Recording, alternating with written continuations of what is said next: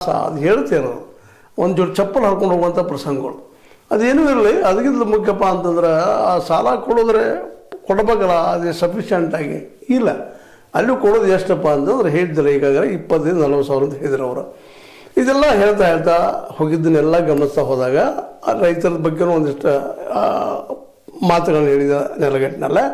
ಇವತ್ತು ಅದ್ರ ಮುಂದುವರಿಕೆ ನಾವು ಮಾತಾಡೋದಿಲ್ಲ. ಏನಪ್ಪ ಅಂತಂದ್ರೆ ಇದೊಂದು ಸಾಕಷ್ಟು ಚರ್ಚೆ ಆಗಿದೆ ಈಗ ನಮ್ಮಲ್ಲೇ, ಇಲ್ಲಂತಲ್ಲ.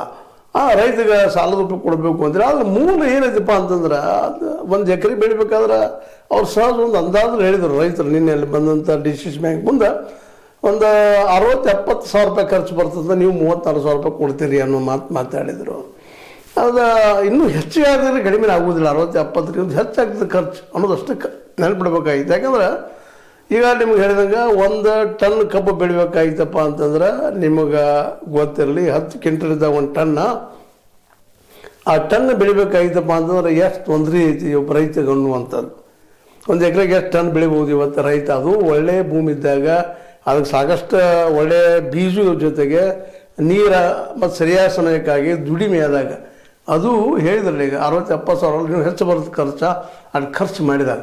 ಯಾಕಂದರೆ ಭೂಮಿ ಹದ ಮಾಡ್ಕೊಂಡು ಹುಡ್ಕೊಂಡು ಮುಂದೆ ಗಳೆ ಹೊಡ್ಕೊಳ್ಳೋದು, ಅದು ಕಸ ತಕ್ಕೊಳ್ಳೋದು, ಬೀಜ ಹಾಕ್ಕೊಳ್ಳೋದು, ಬೀಜ ಹಾಕಿ ಮತ್ತು ಗೊಬ್ಬರ ಭೂಮಿ ಒಳಗೆ ಗೊಬ್ಬರ, ನಮ್ಮ ಸಗಣಿ ಗೊಬ್ಬರ ಜೊತೆಗೆ ಆಮೇಲೆ ರಾಸಾಯನಿಕ ಗೊಬ್ಬರಗಳು, ಆನಂತರ 3 ಸಲ ಕಳೆ ಅವು ಎತ್ತರ ಬರೋದ್ರಾಗ ಕಬ್ಬು 1 ವರ್ಷ ಬರೋದ್ರಾಗ ಅದು 11ರಿಂದ 14 ತಿಂಗಳೊಳಗೆ ಬರೋದ್ರೊಳಗನ ರೈತ ಪಜಿತಿ ಹೇಳೋಂಗಿದೆ. ಕಬ್ಬಿದ್ದು ಬೆಳೆ ಉಳಿದ ಬೆಳೆಗಳಂತೆ ಮಾತಾಡೋ ಹೋಗಿಲ್ಲ ಅವತರದ.